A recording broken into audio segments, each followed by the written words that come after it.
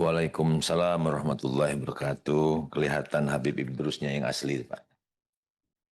Silakan pada saudaraku. Oh, kalau Pan kan saudaraku, Ustadz Primus. Silakan Primus. Terima kasih, Om Oji, Kakak. Baik. Bismillahirrahmanirrahim. Assalamualaikum warahmatullahi wabarakatuh. Bapak Ibu yang saya hormati, saya sedikit saja, tapi juga saya sependapat dengan kawan-kawan, khususnya berbicara tentang LPDP, ya.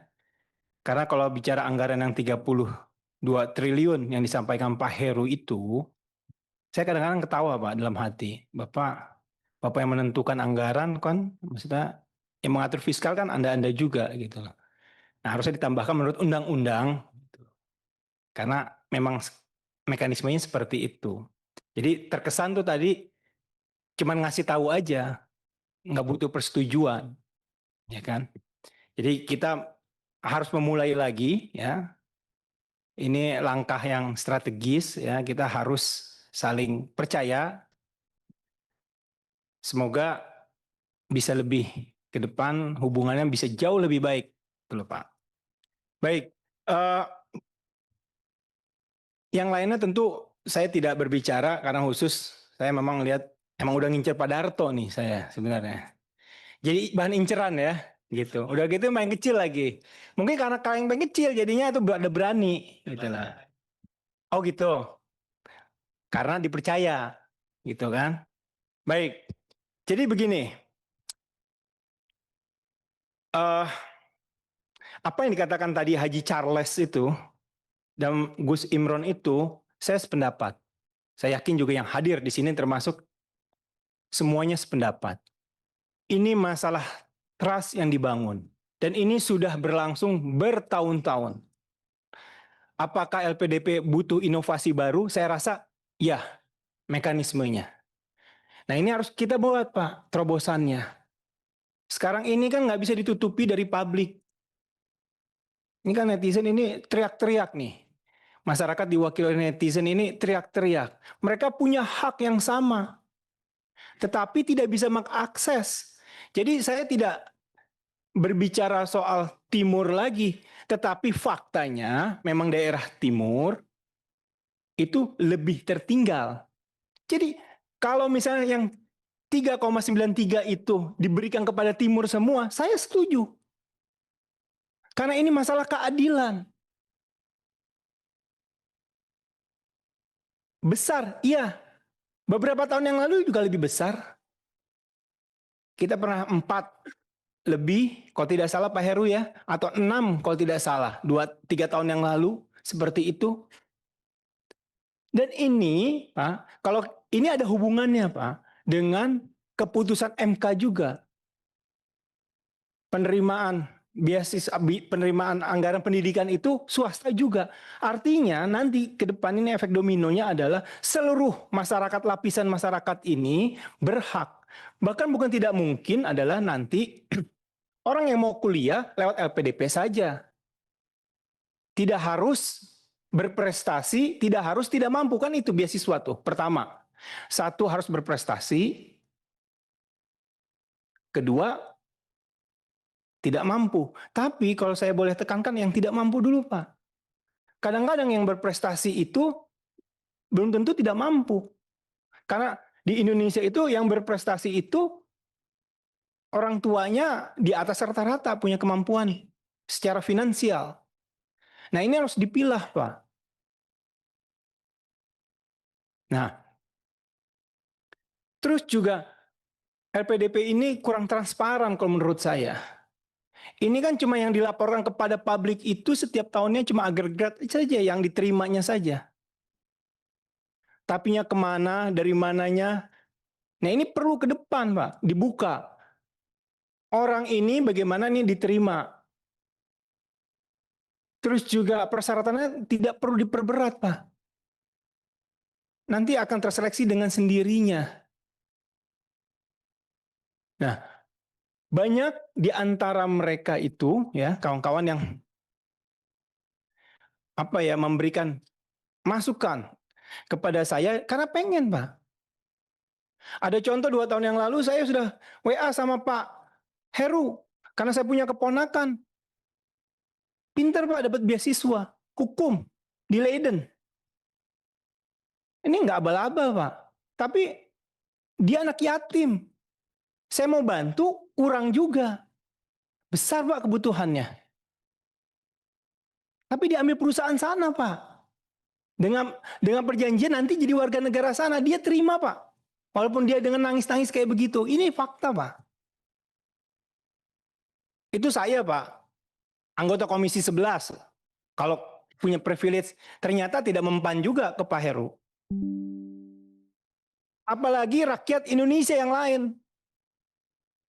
Apalagi yang demo-demo kayak begitu. Nggak, mau dia S2, nggak mungkin bisa dapat. Kecuali punya akses. Nah, akses ini Pak, yang harus transparan. Maksud saya. Semuanya harus terbuka. Kita buka-bukaan saja. Dan sekedar informasi, saya tidak punya sosmed, jadi habis ini pakai buzzer diserang saya masih tetap tidur nyenyak. Karena saya nggak membaca. Itu. Kadang-kadang kan setiap lembaga instalasi punya pendukungnya, habis ini komentar kalau jadi sesuatu, tapi saya rasa itu sudahlah, tinggalkan. Bapak, Ibu, kita ada di jabatan ini bukan karena kepandaian kita, Pak. Ini qadarullah, takdir Allah. Yang mau jadi di tempat ini, banyak yang jauh lebih baik di tempat saya ini, Pak. Lebih mampu. Kenapa saya? Mungkin saya bisa berbicara seperti ini. Begitu juga Bapak dan Ibu. Mohon maaf kalau saya sedikit, ya, bukan mau ngajarin. Bapak dan Ibu ini jauh lebih pandai. Tapi saya rasa ini cuman ingin mengeluarkan rasa keadilan. Rasa keadilan itu harus dirasakan oleh setiap lapisan. Nah itu.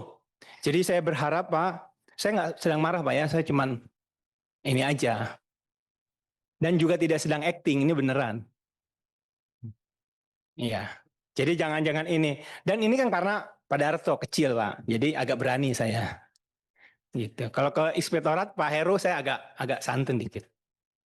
Gitu. Dan terakhir, Stan, ya. Siapa di sini kawan-kawan dari Kemenkyu lulusan Stan? Saya rasa banyak Pak ya. Dan berkarir, apalagi BPK. Hampir. Nah, ketua komisi juga alumni Stan. Pak Darto juga. Apakah waktu itu tinggalnya di mana Pak? Di PJMI kan Pak? Ngekos. Kenapa saya ketawa? Itu fakta ya. Iya, karena mereka mantan di sana. Saya tahu itu. Sekarang setelah COVID, ini aspirasi dari masyarakat sana. Saya penting rasanya. Itu bukan daerah pemilihan saya Pak Ozi, kakak. Tapi ya, saya ke sana sholat, saya ditegur sama RW-nya. Mantan Stan ternyata. Gitu loh. Bukan mantan Stan. Dia punya rumah kos-kosannya untuk orang Stan. PJMI itu Pak, itu terkenal ya, tempat lesnya anak-anak Bintaro dan Cilduk. Ini kalau ada Pak Mekeng, anaknya aja les di situ Pak. Jadi kalau mereka setiap yang belajar di sana, kalau weekend libur, dia tetap di sana yang dari daerah, itu buka les. Bahkan sorenya, malamnya buka les. Jadi ilmu yang dia dapat, langsung dia terapkan. Bahkan tidak hanya matematika Pak. Bahasa Inggris pun lesnya di situ. Nah sekarang tidak ada itu. Innalillahi wa inna ilaihi roji'un. Ditutup. Dan masyarakat yang berinvestasi itu, dia bikin kos-kosan itu, gulung tikar. Ada yang masuk rumah sakit. Kenapa? Karena Stan bangun asrama. Bagaimana ekonomi ini bisa bergulir Pak? Mata rantainya dipotong. Jadi saya rasa ya Pak Heru ya, ini kawan-kawan nih mantan Stan, harus ada kunjungan nih, kunjungan spesifik ke PJMI. Lihat, apakah ada Bapak, ada Pak, mau namanya Pak Rio. Itu kena stroke Pak. Waktu dia pikir karena demand-nya tinggi ya terhadap calon mahasiswa Stan ini, dia bangun 5 lantai nih. Karena kapan lagi pas COVID, ini waktu yang tepat nih, nggak ada orang, dia bangun nih. Dia pinjem bank, ternyata tidak ada. kosong. Nah, ini menurut saya menjadi berikutnya mau ditindaklanjuti terserah. Yang penting saya sudah menyampaikan, saya sudah menggugurkan kewajiban saya. Semoga ada kabar baik buat mereka dan bisa harapan mereka tentu saja bisa terpenuhi ya. Itu saja yang ingin saya sampaikan pimpinan. Mohon maaf sekali lagi kalau saya agak ceplas-ceplos ya, karena ini penting rasanya dua hal yang harus kita tindak lanjuti supaya tidak ada kecurigaan di antara kita. Itu saja. Terima kasih. Assalamualaikum warahmatullahi wabarakatuh.